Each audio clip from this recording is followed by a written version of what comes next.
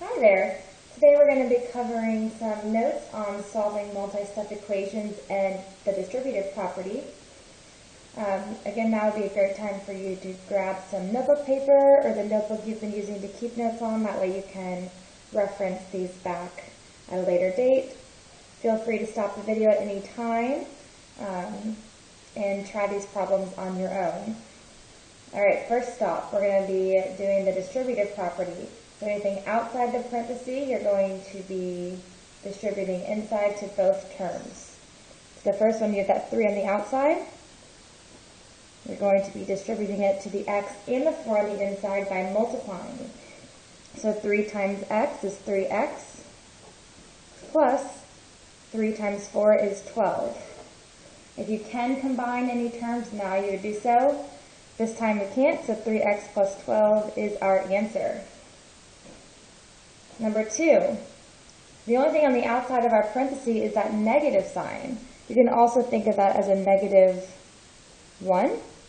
So really we're distributing a negative 1 through to both terms. And remember, anytime you're multiplying by a negative number, you're going to be changing the sign of any term inside. So a negative 1 times a negative 2 is going to be a positive 2. And a negative 1 times a negative 4x is really going to be plus 4x. Again, we cannot combine any terms, so we're going to just circle that. That is our answer. Alright, number 3. We have a 1/2 on the outside. So we are going to distribute that 1/2 through. That's like multiplying everything by 1/2. You can think of that as also multiplying by 0.5 or by dividing by 2, which is the denominator. So 1/2 times 6x is going to be a 3x. And then 1/2 times that negative 8 is going to be a negative 4 or minus 4. Again, we can't combine any like terms, so that is our answer. Okay, let's look at some steps when we're talking about our multi-step equation. So again, I would write these steps down if you can. So the very first step is going to be to distribute if needed. Distribute if needed. How do you know if you need to distribute? If you have parentheses, just like the ones up above. We knew we needed to distribute everything on the outside to get rid of those parentheses. Step 2. You are going to simplify each side of the equation. Simplify each side of the equation. Sometimes there's like terms that we're going to have to simplify before we start bringing variables or constants to the same side, which is step 3. Move all variables and terms to one side. You're going to move all variable terms to one side, and then you are going to solve the remaining two-step equation. So again, distribute if needed, simplify the equation on one side if you need to combine like terms, move all variable terms to one side, and then solve the remaining two-step equation. Alright, let's look at our examples. I'm going to zoom in a little bit more so we can see it better. Alright, number 1. One thing that I really like to do is I like to draw what I call my mirror line. So I'm going to find the equal sign, which is right here, and I'm going to draw a line straight down. This is my mirror line, which has to reflect on both sides when we are going to be moving things across. Alright, the left-hand side, I have 5y minus 8. I cannot combine these because they're not like terms. And then the 3y plus 12 on the other side, again, not like terms, so we can't combine anything. I'm going to go ahead and move. I always like to start with my variable. I have 5y and I have 3y.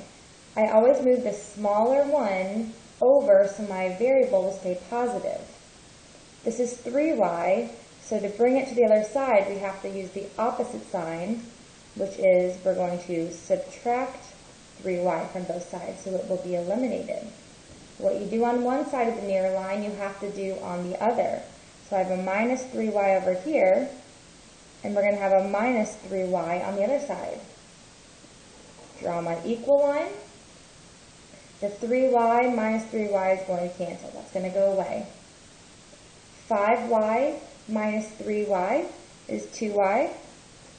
And then we just bring everything straight down. I have a minus 8 equals 12. Perfect. All right, so I have a variable alone on one side. So I also have to get rid of the 8 since it's on the same side of that mirror line. My 8 is negative. So to get rid of it, we have to do the opposite operation or the inverse operation. So we're going to add 8. And again, what you do on one side of that mirror line, we have to do on the other.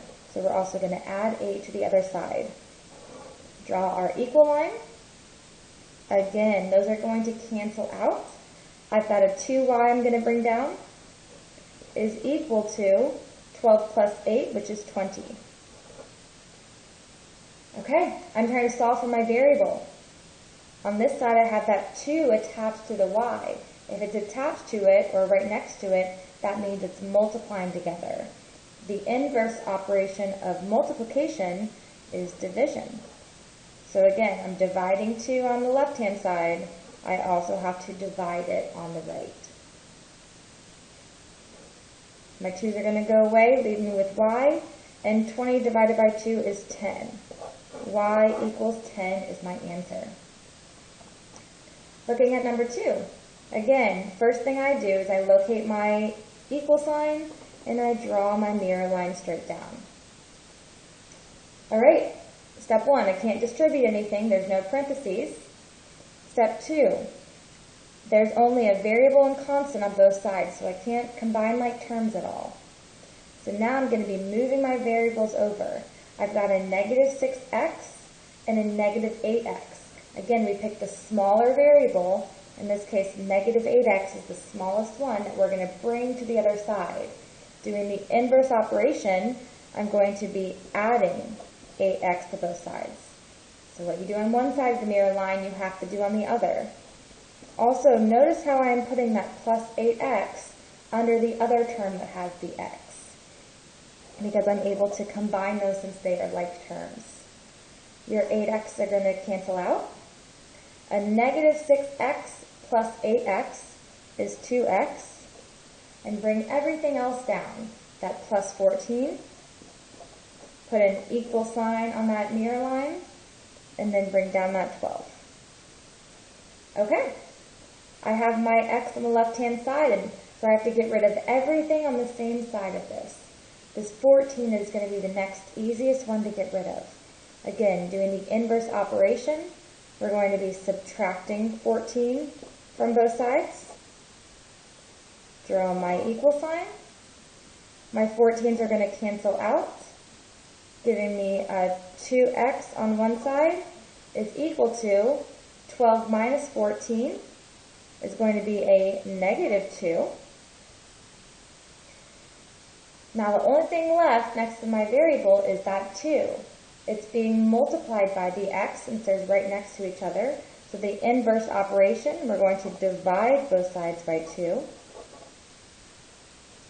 These 2's are going to go away. Negative 2 divided by 2 is a negative 1. X equals negative 1 is my answer.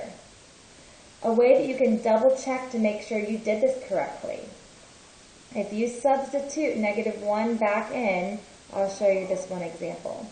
So wherever I see an x in the original equation, I'm going to replace it with a negative 1. So we've got a negative 6, parentheses negative 1 plus 14 is equal to 12 minus 8, parentheses negative 1. You guys see that okay?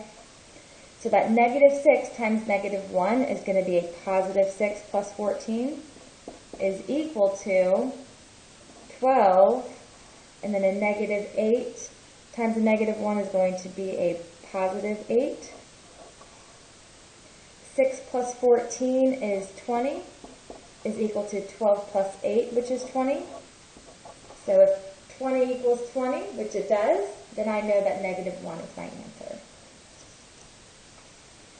Alright, now would be a great time if you want to pause that video and try it on your own. I'm going to try and go a little bit faster for these two. So again, my very first step, I'm going to draw that mirror line down. I only have one term on the left-hand side, that's 7k. 3k minus 36, I can't combine. I look at my coefficients in front of our variable. The 3 is smaller, so I'm going to bring that to the left-hand side by subtracting it, because that's the inverse operation. The 3k's are going to cancel. 7k minus 3k is 4k, is equal to, don't forget that minus sign, a negative 36. My last step, I'm going to divide 4 by both sides. My 4's are going to cancel, so I'm left with k is equal to a negative 9. Negative 36 divided by 4 is negative 9. Again, if you want to check it like we did in number 2, substitute negative 9 back in and see if both sides equal each other. Alright, last one, number 4. Go ahead and draw my mirror line down. Again, I cannot simplify anything on either side. On the left-hand side, I've got a negative 2u and then 9u. Again, that negative 2u is smaller, so we're going to bring that to the right-hand side by adding 2u. If you decided to subtract 9u from both sides first, you'd get the same answer. Bring down that 12. I have not touched that 12. 9u plus 2u is 11u. Bring down that plus 45. So now my variable's on the right-hand side. So we want to get rid of everything on the right-hand side. That 45 is going to be the next thing to go, which we are going to subtract 45 from both sides. Draw my equal line. Again, my 45s will cancel. 12 minus 45, I've got a negative 33. 45 was larger with that negative sign, so my answer was negative. Bring down my 11u. I got to get rid of that 11. Again, it's being multiplied by u. So the inverse operation, we're going to be dividing. So my answer is u is equal to negative 33 divided by 11 is a negative 3.